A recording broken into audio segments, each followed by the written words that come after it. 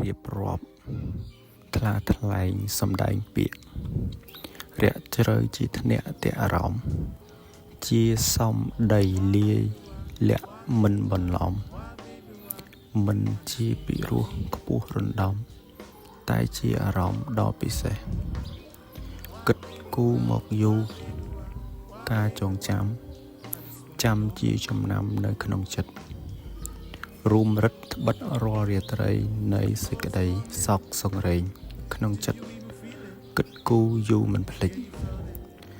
តែងចាំជានិច្ចមិនលហែលហើយទើបទាញបិចមកមិនកន្តើយសរសេរចម្លើយនៅក្នុងចិត្តចែកជូនញាតិមិត្តផងទាំងឡាយទុកជាមេរៀនព្រានបរិយាយនិងការកំសាន្តកាយពីការងារហត់បើថានិយាយទៅមិនជាកំសត់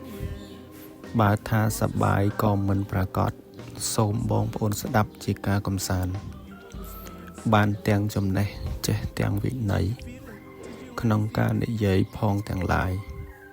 ក្នុងលោកមានមនុស្សច្រើនកកូកតែអ្នកដែលយើងយកជាគូគប់ជាមនុស្សដែលយើងមានជាប់លាប់ជាគូជាគប់ភ័ព្វមេត្រីដៃគូជីវិតដ៏មានន័យមនុស្សពីរអ្នកក្តីតែចិត្តតែមួយមានសុខរួមទុក្ខមានសុខរួមសុខមានទុក្ខរួមទុក្ខមានព្រួយរួមព្រួយមានចិត្តតែមួយស្មោះស្ម័គ្រមេត្រីឥតមានសង្ស័យសោះឡើយណាទោះជាដឹងច្បាស់ថាសង្ខារព្រាត់ព្រះចាក់ចោលកិច្ចពុំបានដែលមនុស្សគ្រប់ប្រានខ្លាចរអា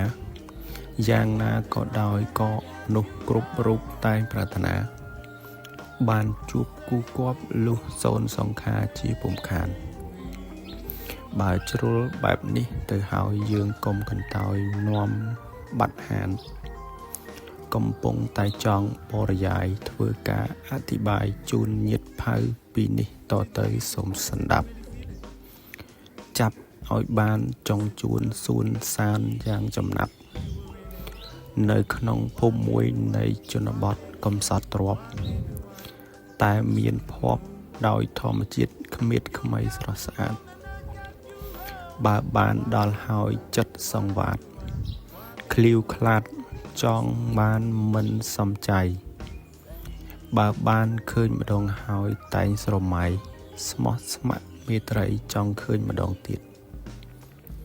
ក្នុងពេលនេះដែរខ្ញុំនឹងឆ្លៀតរាប់រៀបមិនត្បៀតគៀបសេចក្តីជូនញាតិប្រុសស្រីស្ដាប់កំសាន្តបើក្រឡេកមើលពីលើផ្ទះហាក់ដូចថ្ងៃរះផុសពីដីចាំងចែងពន្លឺទៅនឹងព្រៃហាក់វាលស្គមស្កាយខៀវស្រងាត់មើលហើយតែងបាត់នៅទុកកង្វល់រកឆ្ងល់មិនបានប្រាណមានកម្លាំងខ្លាំងដូចដំរីទេសភាពស្រស់ក្រៃដូចស្រីស៊ូគាបានមកជាគ្នាចិត្តរីករាយក្រៃលែងមិននៅចំបែងរែងរាប់ចាប់រូបគប់ផ្សំក៏បានឃើញមនុស្សម្នានាំគ្នាមកមើលមកមៃចាប់ល្អីនឹងគាល់មិនតន់អ្វីសោះស្ទុះស្ទាប្រញាប់ឆាប់ទៅស្រែតន់ជាក់ក្រោយតែពីភ្ញាក់គឺត្រូវទៅស្រែបើមើលទៅក្មេងប្រុសម្នាក់មានឈ្មោះមិនលាក់ហៅណាក់ពូកែគេមានមៀតមមស្វាហាប់ជាប់ជួននឹងកិច្ចការងារគូរាប់ជាគ្នាល្អពេកក្រៃណាក់ជាក្មេងដែលកំសត់ខ្វះខាតទាំងទ្រព្យនិងភាពកក់ក្ដៅកំព្រាពីតូចមិនមានម៉ែឪសពថ្ងៃរស់នៅនឹងជីដូនចាស់ចំណាស់រៀងជ្រេទៅហើយណាក់ជាក្មេងល្អបវរគប់មិនលាប់មានទោសអស់អាស្រ័យទើបមាននាងម្នាក់កូនសេដ្ឋីមកលបបាត់តីនៃស្នេហាណាក់រៀមដឹងថាខ្លួនកំសត់ ម៉ៃយ៉ាប្រកាសតែចិត្តមិនហ៊ានម៉ៃយ៉ាជីកូនអ្នកដែលមានទ្របយុះទុនធានមិនមានខ្វះស្នេហាកំសត់អត់លក្ខខណ្ឌប្រុសកំសត់ជននារីមានយុះហួសប្រមាណបើសិនជាបានក៏មិនងាយតែហេតុឥទ្ធិពលនៃសេចក្តីស្នេហាប្រហាចិត្តខ្លាចបង្កើតចិត្តក្លាហានបានជាហ៊ានមានទំនាក់ទំនងជាមួយបុប្ផាដ៏ស្រស់សោភាដូចនេះឯងវេលាថ្ងៃទុនទេរៀបលិចចិត្តផុតអស់ស្ដង់គុតរលត់ទៅក៏នៅសល់បុរសកំសត់ម្នាក់អង្គុយសម្លឹងទៅមើលព្រះអាទិត្យក្រហមឆ្អៅដ៏សែនស្រស់ស្អាតកំពុងតែអង្គុយសញ្ជុសញ្ជឹងនឹងមួយកន្លែងក្នុងចិត្តពិបាកក្នុងការថ្លែងចម្បែងក្នុងចិត្តគំនិតខ្លាំងដែលខ្លួនបានចាប់ចិត្តប្រតិបត្តិជាប់មេត្រីនឹងស្រីស្រស់សោភាគិតតែងរំពៃចង់បានជាគ្នាតែសម្លឹងមើលមកខ្លួនហាក់ដូចជាពួននៅក្នុងភាពក្រចំហញាតខ្លាចប្រាក់ជំពាក់ស្នេហ៍ពេលវេលាយប់មួយដែលមានពន្លឺព្រះច័ន្ទថ្លៃភ្លឺថ្លាប្រហាចិត្តអ្នកដែលកំពុងគិតខ្វល់ខ្វាយឆ្ងល់គិតមិនចេញឲ្យមានកម្លាំងខ្លាំងក្លាមកវិញអ្នកដែលមានស្នេហាគូគប់មេត្រីបានបណ្ដើរគ្នាត្រសងនៅក្នុងពិធីបុណ្យភូមិដែលមានភ្លេងរងំអមនឹងពន្លឺព្រះច័ន្ទផងនោះ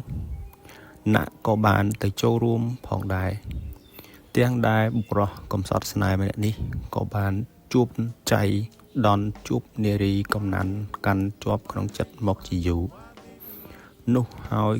មិនកន្តើយមនីមនីស្ទុះស្ទាទៅរាក់ទាក់ពុំអ្នកនិម៉ៃយ៉ាជាស្រីស្រស់សោភាដែលជាគ្នាក្នុងចិត្តមកជាយូរហើយនោះទាំងពីរនាក់ដោយសារតែសុទ្ធតែមានចិត្តប្រតិបត្តិគ្នាទៅវិញទៅមកដូច្នេះវាជាឱកាសក្នុងការបង្កើតមនោសញ្ចេតនាផ្អែមល្ហែមបន្ថែមនិយាយគ្នា1ម៉ោងហាក់ដូចជាមួយនាទីនិយាយគ្នាមួយល្ងាចហាក់ដូចជាមួយប្រព្រឹត្តភ្នែកដូច្នេះដែរ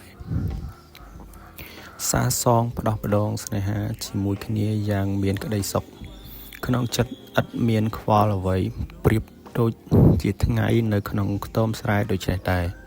និយាយពីខ្ទមស្រែដែលណាក់និងម៉ាយ៉ាផ្ដោះផ្ដងស្នេហានោះគឺនៅក្នុងវាលឆ្ងាយភូមិដែលមានភាពស្ងាត់ស្រងំសំឡេងចាប់យំត្រសុំសោះសាយហាក់ដូចជាកំពុងអធិប្បាយស្នេហាដូចនេះដែរខ្ទមនោះជាកន្លែងសារសងដ៏ស្ងប់ស្ងាត់និងមានក្តីសុខបំផុតសម្រាប់គូស្នេហ៍ថ្មោងថ្មីនេះផងដែរមិនយូរប៉ុន្មានក៏បានលេចលឺរន្ទឺដំណឹងដឹងដល់គ្រួសាររបស់ម៉ាយ៉ាឪពុកនិងម្ដាយនៃម៉ាយ៉ាបើបានឮដំណឹងដឹងសេចក្តីនៃសេចក្តីស្នេហាបុរសកំសត់ទ្របកំព្រាថែមទាំងពិបាកបែបនេះក៏មានការពំពាពិភាក្សាគ្នាច្រើនពេលកន្លងប៉ងនឹងផ្ដាច់សាច់ចេញពីខ្លាព្រោះតែភាពមិនពេញចិត្តនៃវណ្ណៈប្រកានិងគ្រួសារនេះឯងការហាមប្រានម៉ាយ៉ាក៏បានចាប់ផ្ដើមតឹងឡើងក្នុងសសានភាពនៃការបំបែកហែកទំនាក់ទំនងប៉ងឲ្យខ្លាចឆ្ងាយពីគ្នានេះឯង